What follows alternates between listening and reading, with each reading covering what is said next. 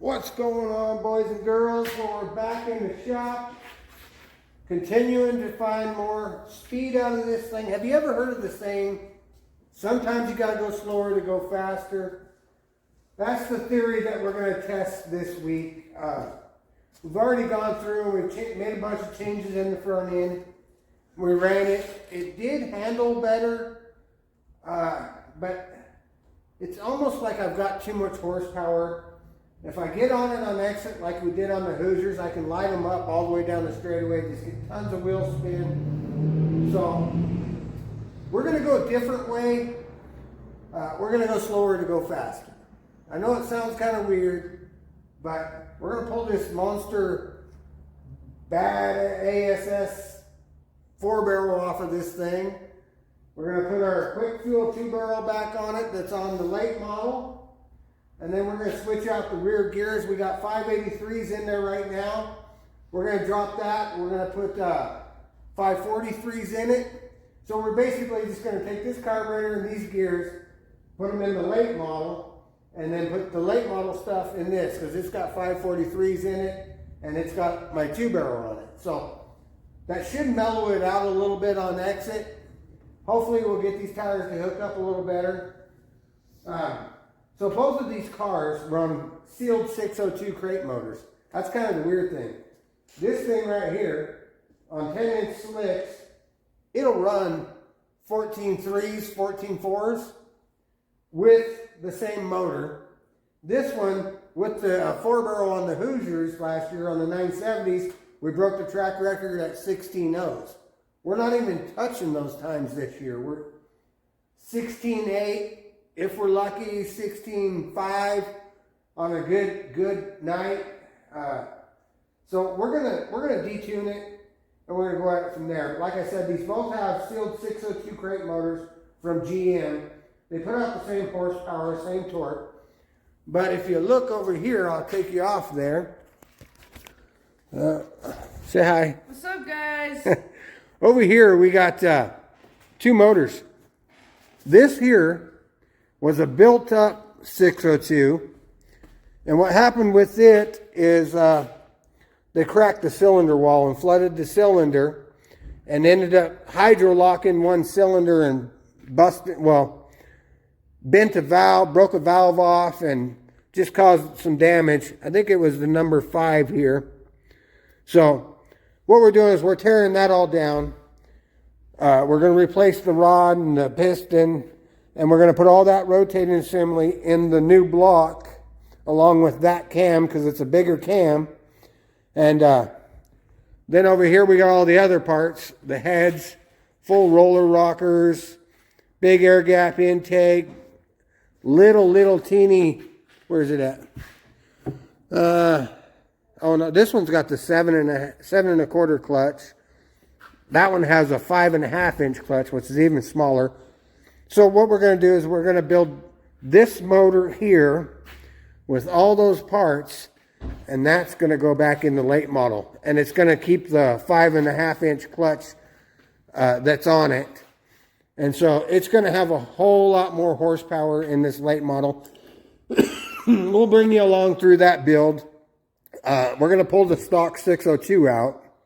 We're going to set it over in the corner because, as you know, we still have the project car. It's kind of sitting out here right now, just waiting. I got to finish the firewall on that and get it over and get it powder coated. And that motor, the sealed 602, is going to go in that car. And we're going to put I got 2 Cutlasses, Oldsmobile Cutlasses. We're going to put one of those bodies on that car. So we'll get the project car done. This will be faster. This is going to get slower, but faster, if that makes sense to you. But anyways, I'm going to throw you up on a time lapse, and we're going to get started ripping this carburetor off both of these, switch them around, and we'll catch you in a little bit, guys.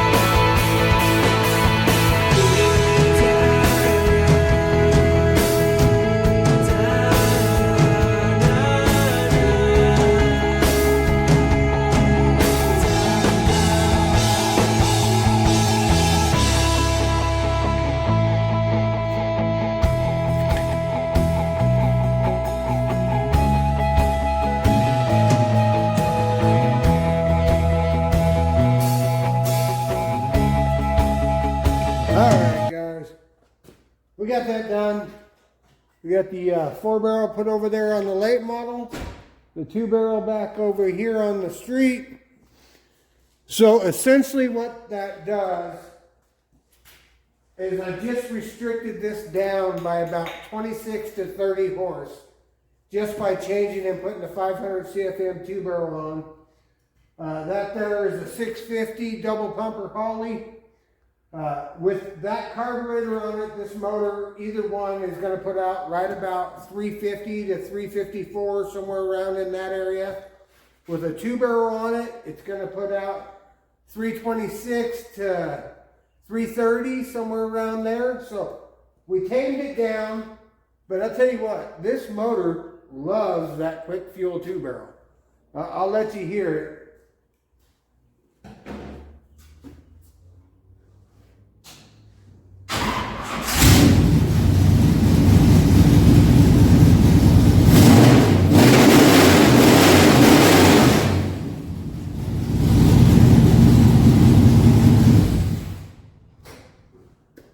It's a lot more responsive. It almost seems like it's got more horsepower. I don't know. It loves that 2-barrel. It's the right combination on that motor, the way it's tuned and everything. It's just a smoother transition up off the corner with the 2-barrel because you've only got the two holes and they roll on together when you get back to the gas, as opposed to the 4-barrel. It's got 4 butterflies, so when you get on it, the first one's open, and then the second one, the back one's open up, and just dump it to it, and you break the tires loose. We ain't got to worry about that on the late model. That thing's with those 10-inch slicks on there, those Hoosier 10-inch slicks. Those tires would be good for up to probably 650 horse, I would say, before you're going to start blowing them off. But we ain't really got to worry about that. I just put the carburetor on there for now so I don't have a dead car that I can't move around.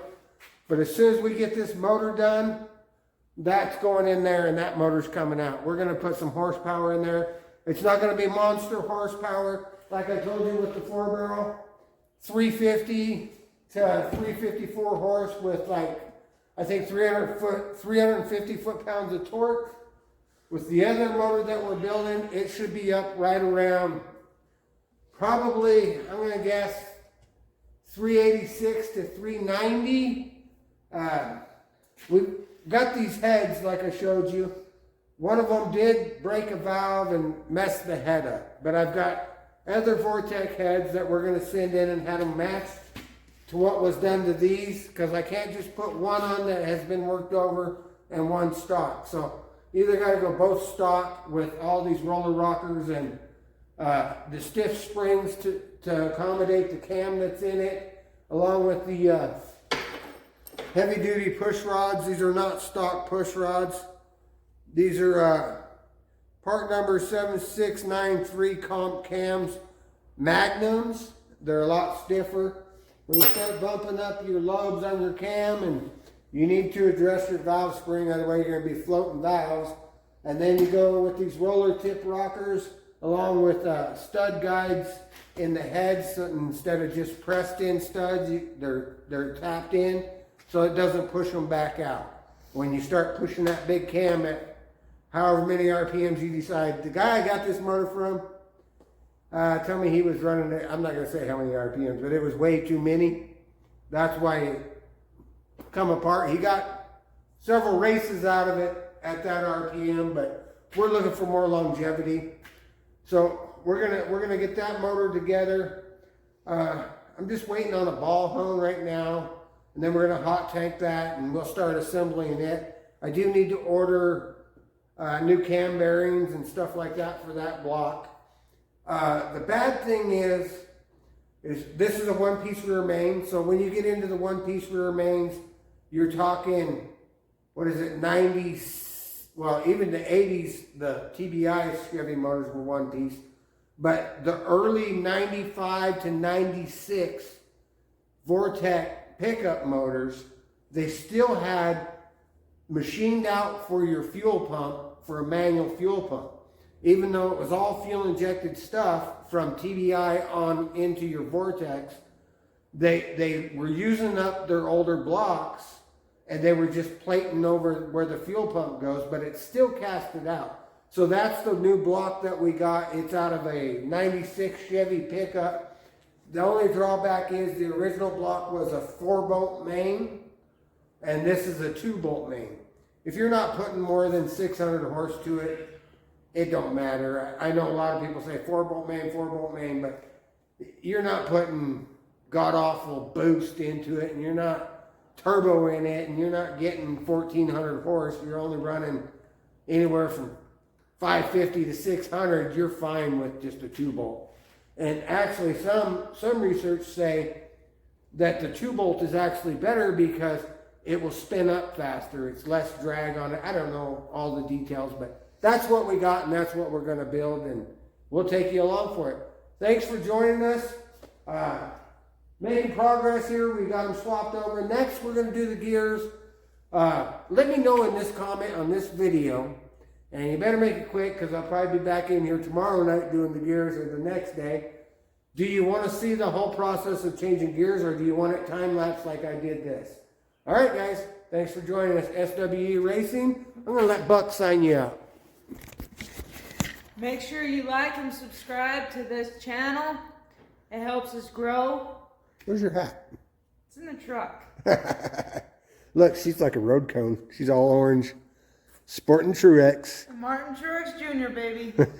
Okay, finish your wrap. And make sure you go check out FFR, Old Number 7 Garage, Chasing the Checkered, and Chase Holland. Yep.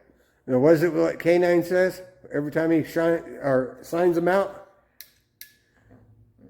Like, comment, and subscribe. Like, comment, and subscribe. Or else. Yeah, or else. Or else what? All right, guys. You have a good one. We'll see you later.